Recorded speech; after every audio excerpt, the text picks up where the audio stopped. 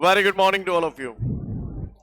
Well, इससे पिछले video में हम लोगों ने मैग्नेटिक फ्लक्स के बारे में जाना, मैग्नेटिक फ्लक्स का यूनिट और डायमेंशन फॉर्मूला देखा, राइट। एक आध न्यूमेरिकल भी किया था। आज हमारे सामने जो अगला क्वेश्चन है वो फैराडे एक्सपेरिमेंट पूछ रहा है।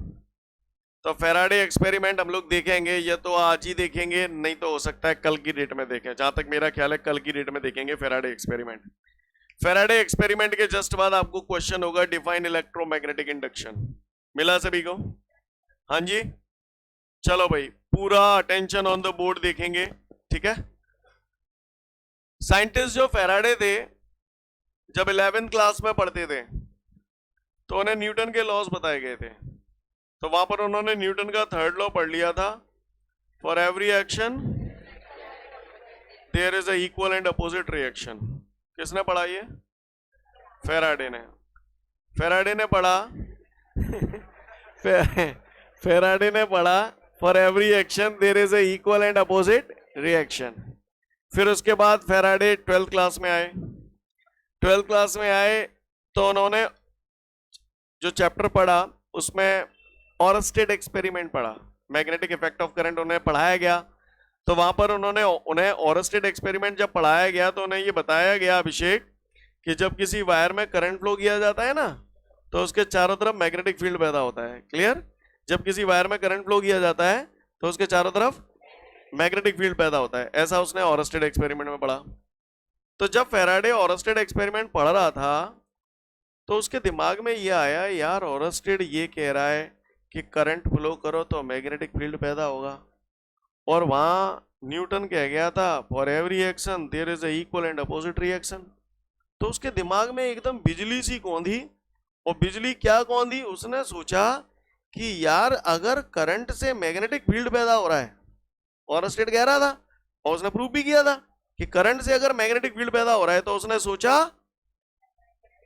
हाँ आपकी तरह ही सोचा उसने भी, भाई साहब आपकी तरह सोचा, उसने भी यही सोचा कि अगर करंट से मैग्नेटिक फील्ड पैदा हो रहा है तो मैग्नेटिक फील्ड से करंट पैदा होना चाहिए, क्योंकि उसने न्यूटन का थर्ड लॉ पढ़ रखा था, for every action there is a equal and opposite reaction. अब तो भाई साहब वो पागल सा हो गया। अब तो उसने सोची, या तो मैं न्यूटन है झूठो पा रहा हूं, या फिर, हाँ समझ रहे हैं ना, ऑरस्टेड नहीं, या तो न्यूटन को झूठा पाड़ूंगा, या फिर ऑरस्टेड ने तो अपना एक्सपेरिमेंट दिखाई दिया था।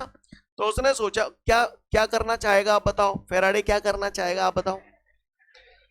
उसने देखा कि ऑरस्टेड कह गया था करंट से मैग्नेटिक फील्ड पैदा हो रहा है, तो न्यूटन का थर्ड लॉ सही है, तो मैग्नेटिक फील्ड से करंट पैदा होना चाहिए। तो उसने सोच लिया कि बस अब कछु हो जाए, मैं तो मैग्नेटिक फील्ड से करंट पैदा करके माने हूं। अगर मैग्नेटिक फील्ड से करंट पैदा है तो जाको मतलब न्यूटन का थर्ड लॉ सही है, और नहीं भाव तो हाँ। तो भाई साहब दिन रात सोते जागते उसके दिमाग में एक ही बात चल रही थी कि अब तो मैं मैग्नेटिक फील्ड से करंट पैदा करेंगे। तो फिर बाने अपनो एक सेटअप बनाओ। क्या बनाओ? हाँ, सेटअप बनावे के लिए बाने क्या किया, एक insulating material, insulating cylinder, solenoid पढ़ाया था ना, दैट्स ऑल, खत्म कहानी है ना। तो इंसुलेटिंग मटेरियल का उसने एक सिलेंडर ले लिया, और इस सिलेंडर के ऊपर उसने insulated turns of copper wire wind up कर दिया।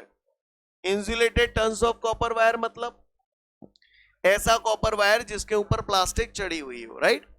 Insulated turns of copper wire उसने वाइंड अप कर दिया काय पे? क्लियर? हाँ, एक सिलेंडर पर।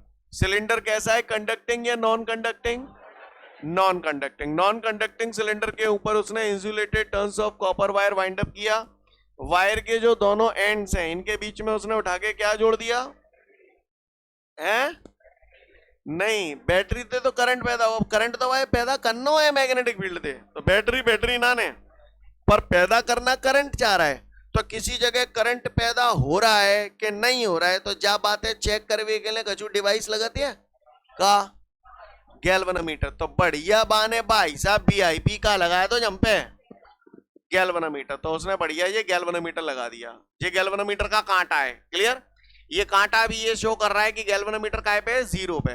जीरो पे यानी कोई करंट नहीं बह रहा है। सीन क्लियर है बहुत सभी को? तो उसने ये डिवाइस बनाई है, उसने नॉन कंडक्टिंग सिलेंडर के ऊपर insulated turns of copper wire लपेटा है, कॉपर वायर के दोनों एंड्स के बीच में उसने गैल्वेनोमीटर लगाया है। गैल्वेनोमीटर से हमें ये पता चलेगा कि भैया इस सर्किट में करंट प्रेजेंट है या नहीं है। सीन क्लियर है ना? क्लियर? अगर कांटो इतने बीते हिल जाए जा जगह थी तो जाको मतलब करंट बह रहो है, और अगर कांटो नहीं हिले जहीं रहे जाको मतलब करंट ना बह रहो। समझ गए? अब इनने जी सेटअप तैयार कर लो। अच्छा, फेराडे क्या करना चाहते थे? मैग्नेटिक फील्ड से करंट पैदा करना चाहते थे, तो जिनने जुगाड़ बना ली करंट के लिए, करंट झाते जे पता पच जाओ कि जहां में करंट बह रहा हो कि ना बह रहा हो, जे जुगाड़ बना ली। अब इन्हें मैग्नेटिक फील्ड से करंट पैदा करना हो तो अब इन्हें मैग्नेटिक फील्ड चाहिए। मैग्नेटिक फील्ड कहते मिलेगी मैंने मैग्नेट थे, तो बिन्ने बढ़िया वीआईपी मैग्नेट ले लो। का ले लो? ओ भाई साहब, जैसे ही बिन्ने इसके बगल से, इस कॉइल के बगल से जैसे ही बिन्ने मैग्नेट धरो कि बिन्ने देखो कि कांटो नहीं हिलो, कांटो नहीं हिलो, कांटो नहीं हिलो जागो तो करंट बह रहो या ना बह रहो? ना बह रहो। और उसका फेराडे का दिमाग खराब। फेराडे ने एक हाथ में लो कॉइल और एक हाथ में ली मैग्नेट, दो गन्ने पकड़ो और दोनों को सेम स्पीड से आगे पीछे, आगे इस तरीके से उसने इसे मूव कराया तो उसने देखा कि कांटा नहीं हिला, कांटा फिर भी नहीं हिला। कांटा नहीं हिला, इसका मतलब करंट पैदा हुआ या नहीं हुआ? नहीं हुआ। उसके बाद उसने क्या, हेलो लिसन एवरीवन, उसके बाद उसने क्या किया? कॉइल को रख दिया यहां पर, ठीक है, मैग्नेट को पकड़ा और मैग्नेट को मूव कराया धीरे धीरे कॉइल की तरफ। जैसे ही उसने मैग्नेट को कॉइल की तरफ धीरे धीरे करके मूव कराया तो उसने देखा कि ये जो कांटा था वो अपनी जगह से हिल गया, कांटा अपनी जगह से हिल गया और नजारा कुछ इस प्रकार का हो गया। क्लियर? नजारा कुछ इस प्रकार का हो गया। क्लियर? कांटा अपनी जगह से हिल गया, ये इस बात का प्रमाण है कि इसके अंदर करंट बह रहा है। यस और नो? अब जैसे जैसे मूव कराते गए कांटा हिलता गया यानी करंट बहता गया। क्लियर? ऐसे करंट को हम लोग इंड्यूस्ड करंट बोलते हैं। क्या बोलते हैं? हाँ।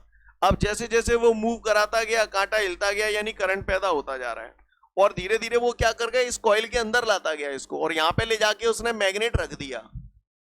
यानी जब तक ये मैग्नेट चल रहा था इसके अंदर करंट पैदा हो रहा था। जैसे ही उसने यहां पर मैग्नेट लाके रख दिया और जैसे ही उसने रखा है, रखने के तुरंत बाद फ्रैक्शन ऑफ सेकंड्स में ये कांटा वापस जीरो पे आ गया। कांटा जीरो पे आ गया, इसका मतलब करंट बह रहा है कि नहीं बह रहा है? नहीं बह रहा है। उसके बाद फिर उन्होंने क्या किया? माइंड इट, पहले ऐसे लाए थे मैग्नेट को, करंट बहा, फिर जैसे ही उन्होंने इसको रख दिया यहां पर करंट का बहना बंद हो गया। फिर से उन्होंने मैग्नेट को पकड़ा, अब वो मैग्नेट को धीरे धीरे कॉइल से दूर ले जा रहे थे। जैसे जैसे दूर ले जाते गए उन्होंने देखा कांटा फिर हिला, कांटा हिला यानी करंट पैदा हुआ, लेकिन ऐसे इस बार करंट इधर की बजाय अपोजिट डायरेक्शन में बहने लगा, यानी कांटा इस तरफ चिक गया, कांटा इस तरफ चिक गया यानी करंट अपोजिट डायरेक्शन में बहने लगा। बोला भैया? फिर उसके बाद उन्होंने क्या किया? मैग्नेट रख दिया, कॉइल को मूव कराया। अभी क्या कर रहे थे? मैग्नेट को मूव करा रहे थे, कॉइल स्टेशनरी पोजीशन में थी। अब उन्होंने मैग्नेट को स्टेशनरी पोजीशन में रख दिया, कॉइल को मूव कराया। अब बताना कांटा हिला या नहीं हिला? कॉइल को धीरे धीरे मैग्नेट के पास लाए, कांटा हिला या नहीं हिला? हिला। क्लियर? और जैसे ही यहां पे लाके रख दिया नहीं हिला, फिर दूर ले गए लेकिन अपोजिट डायरेक्शन में मूव किया, लेकिन अपोजिट डायरेक्शन में। तो इससे उन्होंने कंक्लूजन निकाला। आपको क्या लगता है? आप मुझे आपको बताना है कि इसमें करंट किस सिचुएशन में पैदा हुआ? मूव कर रहे हैं तभी पैदा हुआ। सॉरी टू से, लेकिन ऐसा नहीं है, क्योंकि जब मैंने दोनों को पकड़ा, दोनों को सेम स्पीड से आगे पीछे किया था तो करंट पैदा नहीं हुआ था। तो मूव करना तो आप नहीं बोल सकते। मैं बोलूं? हर तभी करंट पैदा हुआ जब इन दोनों के बीच का जो गैप था वो बदला, या तो कम हो या ज्यादा हो। अगर गैप कम हो रहा है तो करंट पैदा हो रहा है, या गैप बढ़ रहा है तो करंट पैदा हो रहा है। बोलो भैया? यस और नो?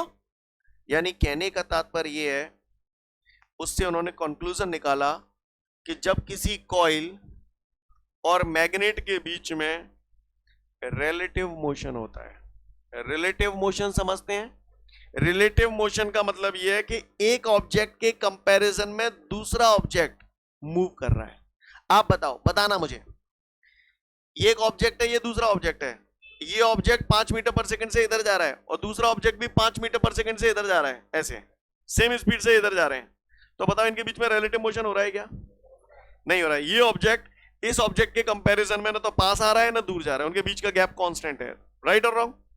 तो ये रिलेटिव मोशन है या नहीं है? रिलेटिव मोशन तभी होगा जब इनके बीच का फासला चेंज हो, बदले, मतलब दोनों की स्पीड कैसी होनी चाहिए? अलग अलग होनी चाहिए। मान के चलो ये 3 है, इसकी स्पीड 5 है, अब बताओ क्या होगा? फासला बदलेगा कि नहीं बदलेगा? तो इसका मतलब रिलेटिव मोशन है या नहीं है? बात समझ में आ रही है सभी को?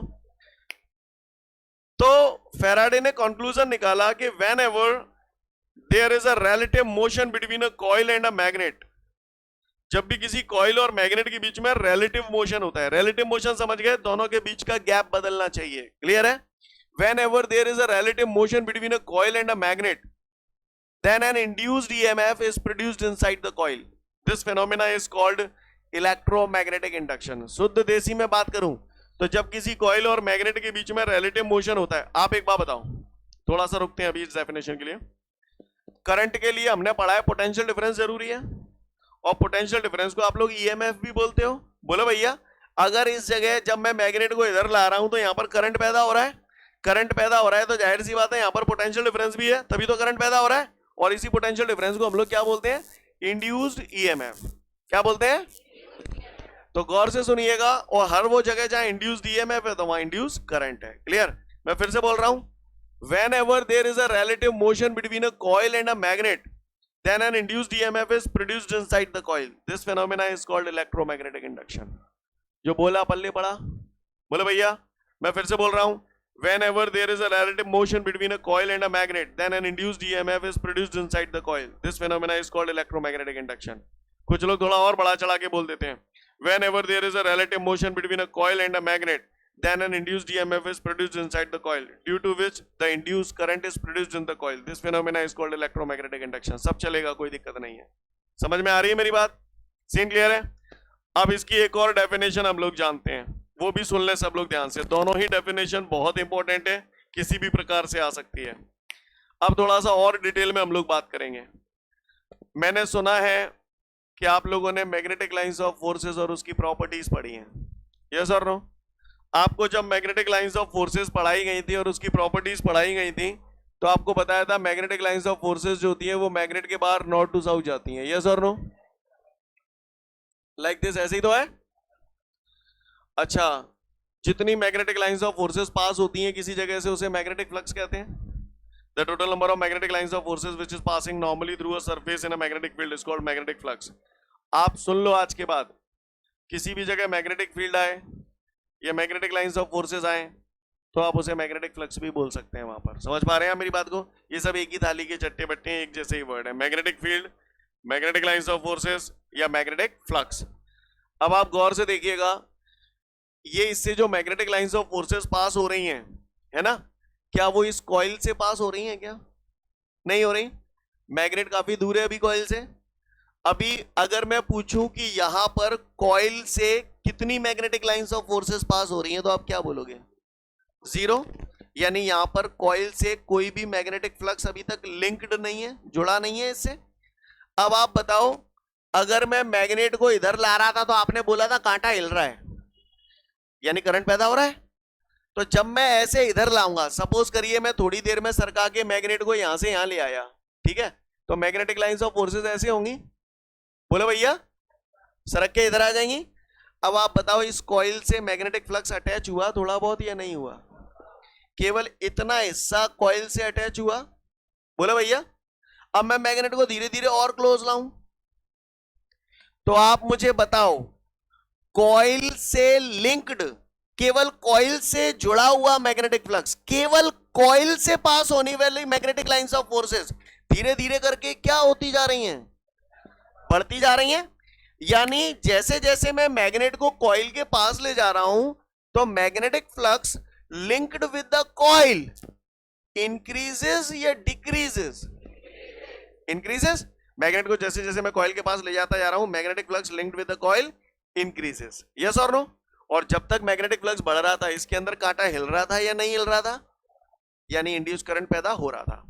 दूसरी बात, जैसे ही मैंने मैग्नेट को यहां पे लाके रख दिया था, आप बताओ करंट पैदा हुआ था? है? नहीं हुआ था ना। क्या मैग्नेटिक फ्लक्स उस समय इस कॉइल से लिंक्ड था या नहीं था? क्यों नहीं था भैया? पूरा था मैग्नेटिक फ्लक्स। अब ये magnetic lines of force, magnetic lines of forces तो अभी भी है, अभी भी है, मैग्नेटिक लाइंस ऑफ फोर्सेस अभी भी है, लेकिन यहां पर करंट नहीं बह रहा था, यस और नो? फिर उसके बाद जैसे जैसे मैं मैग्नेट को दूर ले गया था, करंट बहा था, लेकिन अपोजिट डायरेक्शन में बहा था। अब आप बताओ, जैसे जैसे मैं दूर ले गया तो वहां पर magnetic flux linked with a coil क्या होगा? डिक्रीजेस। तो यहां पर एक बात नोटिस करने वाली थी कि भैया मैग्नेट को कॉइल के पास ले गया तो मैग्नेटिक फ्लक्स बढ़ा, तो इंड्यूस करंट पैदा हुआ। जब मैग्नेट को दूर ले गए यहां से, तो कॉइल से लिंक्ड मैग्नेटिक फ्लक्स घटा, तो भी करंट पैदा हुआ। लेकिन यहां पर जब मैंने रख दिया था तो मैग्नेटिक फ्लक्स जुड़ा तो था, लेकिन करंट पैदा नहीं हो रहा था। तो यहां से कंक्लूजन मिला कि जब भी कॉइल से लिंक्ड मैग्नेटिक फ्लक्स में चेंज होता है, तभी इंड्यूस करंट पैदा होता है। या तो कॉइल से लिंक्ड मैग्नेटिक फ्लक्स बढ़े तो इंड्यूस करंट पैदा होगा, या घटे तो पैदा होगा। नहीं है मेरी बात समझ में? अगर मैग्नेटिक फ्लक्स है, उसमें कोई चेंज नहीं हो रहा है, तो इंड्यूस करंट पैदा नहीं होगा। इंड्यूस करंट पैदा होने के लिए मैग्नेटिक फ्लक्स जरूरी है या मैग्नेटिक फ्लक्स में चेंज होना जरूरी है? हाँ, नहीं है मेरी बात समझ में? सीन क्लियर है? बात समझ में आ रही है? बोलो भैया। अच्छा एक बात होता, मैंने एक सुई ली, समझना मेरी बात को, मैंने सुई ली और सुई मैंने आपके हाथ पे ऐसे चुभो दी, कुछ चीख निकल जाएगी? है? ये सर नो सही बोल रहा हूं? चीख बार बार निकलेगी या एक ही बार निकलेगी? अच्छा, एक बार आपकी चीख निकल गई और सुई चुभ चुकी है अंदर। अब सुई चुभ गई, माइंड इट, क्या अभी भी चीख लगातार निकलती रहेगी? अगर मैं चाहूं तो तुम्हारी चीख लगातार निकले, यस और no? Not the matter of laughing, try to understand, not the matter of laughing. मैं बार बार अगर ऐसे कर रहा हूं तो लगातार चीख निकल रही है क्योंकि बार बार पेन हो रहा है। लेकिन अगर मैंने उस सुई की पोजीशन में कोई चेंज नहीं कर रहा हूं तो फिर आपको कोई तकलीफ नहीं हो रही है, यस और no? In the same way, यहां पर कॉइल से लिंक्ड मैग्नेटिक फ्लक्स अगर बार बार चेंज होगा तो इंड्यूस्ड ईएमएफ और इंड्यूस करंट पैदा होगा, राइट? अगर मैग्नेटिक फ्लक्स में चेंज होना बंद हो गया तो हाँ। आप बताओ, जब मैंने मैग्नेट को यहां पर लाके रख दिया था तो इंड्यूस करंट पैदा क्यों नहीं हुआ था? क्योंकि मैग्नेटिक फ्लक्स तो था, लेकिन मैग्नेटिक फ्लक्स में किसी भी प्रकार का कोई चेंज नहीं हो रहा था। तो फैराडे ने कंक्लूजन निकाला, whenever the magnetic flux linked with a coil changes। क्यों बोल रहा हूं, समझ में आ रहा है? आप बताओ, अभी आपने पहली डेफिनेशन पढ़ी थी, whenever there is a relative motion between a coil and a magnet। तो ये रिलेटिव मोशन से हो क्या रहा है? कॉइल से लिंक्ड मैग्नेटिक फ्लक्स चेंज हो रहा है। तो उसने बोला whenever the magnetic flux linked with a coil changes। तो वो चेंजेस लाने के लिए क्या कर रहे हो आप? मैग्नेट को इधर उधर ले जा रहे हैं, यस और नो? तो whenever the magnetic flux linked with a coil changes, then an induced EMF or induced current is produced inside the coil। This phenomena is called electromagnetic induction। Clear है? दो डेफिनेशन हो गई। पहली, whenever there is a relative motion between a coil and a magnet, then an induced EMF or induced current is produced inside the coil। This phenomena is called electromagnetic induction। या फिर ऐसे भी बोल सकते हो, whenever the magnetic flux linked with a coil changes, then an induced EMF or induced current is produced inside the coil। This phenomena is called electromagnetic induction। Scene समझ में आ रहा है? या फिर कोई ऐसे भी बोल सकता है, whenever there is a relative motion between a coil and a magnet, then the magnetic flux linked with a coil changes, due to which an induced EMF or induced current is produced inside the coil। This phenomena is called electromagnetic induction। मैं बिल्कुल अगर सबसे छोटा कर दूं तो बिल्कुल short में बोलता हूं, दो डेफिनेशन बोल रहा हूं, short definition. Whenever there is a relative motion between a coil and a magnet, then an induced EMF is produced inside the coil। This phenomena is called electromagnetic induction। Clear है? दूसरी, whenever the magnetic flux linked with the coil changes, then an induced EMF is produced inside the coil। This phenomena is called electromagnetic induction। कहानी समझ में आ रही है? केवल electromagnetic induction का definition, अभी फैराडे एक्सपेरिमेंट ना पढ़े, हालांकि फैराडे एक्सपेरिमेंट में ही है सब कुछ, अभी मैंने फैराडे एक्सपेरिमेंट ही पढ़ा है, पर उसमें सारी बातें नहीं समझ पाएंगे अभी आप, क्लियर है? तो केवल इलेक्ट्रोमैग्नेटिक इंडक्शन का डेफिनेशन पढ़ ले, पूछूंगा आपसे, पहले ही बोल रहा हूं।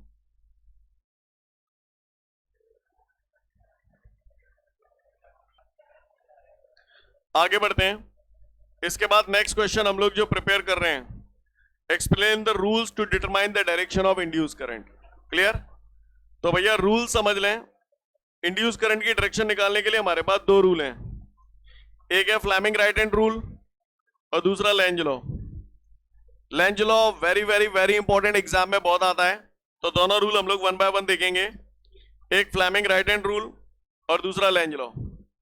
तो इससे पहले कि मैं फ्लेमिंग राइट हैंड रूल बताऊं, चैप्टर 4 और 5 मैंने जब पढ़ाए थे आपको, 4 में बताया था फ्लेमिंग लेफ्ट हैंड रूल, याद है आपको? फ्लेमिंग राइट हैंड रूल और फ्लेमिंग लेफ्ट हैंड रूल दोनों एक जैसे ही हैं, बस केवल एक ही बात का फर्क है, क्लियर? वो क्या फर्क है वो मैं अभी बताऊंगा, पहले आप बताओ। फ्लेमिंग लेफ्ट हैंड रूल पढ़ा था हमने, तो हमने लेफ्ट हैंड के थंब, फोर फिंगर और मिडिल फिंगर को स्ट्रेच किया था और इस प्रकार स्ट्रेच किया था कि तीनों एक दूसरे के परपेंडिकुलर हैं। सेम प्रोसेस हम लोग यहां भी करते हैं। राइट हैंड पाम रूल में भी थंब, फोर फिंगर और मिडिल फिंगर को ऐसे स्ट्रेच करते हैं कि तीनों एक दूसरे के परपेंडिकुलर हैं। अब आप बताओ, father mother children, father mother children, clear है? सेम कहानी है, फोर्स, और जिस तरफ फोर्स लगता था वही डायरेक्शन ऑफ मोशन होगी। तो यहां पर ये फोर्स है, तो यहां पर भी ये फोर्स, फोर्स की बजाय यहां बोलते हैं इसे direction of motion of the conductor. क्या बोलते हैं? पुराने वाले में ये क्या होता था? Magnetic field, father mother magnetic field, तो यहां भी मैग्नेटिक फील्ड। यहां पर पुराने वाले में क्या होता था? करंट, चिल्ड्रन करंट, तो यहां पर बोलते हैं इंड्यूस करंट।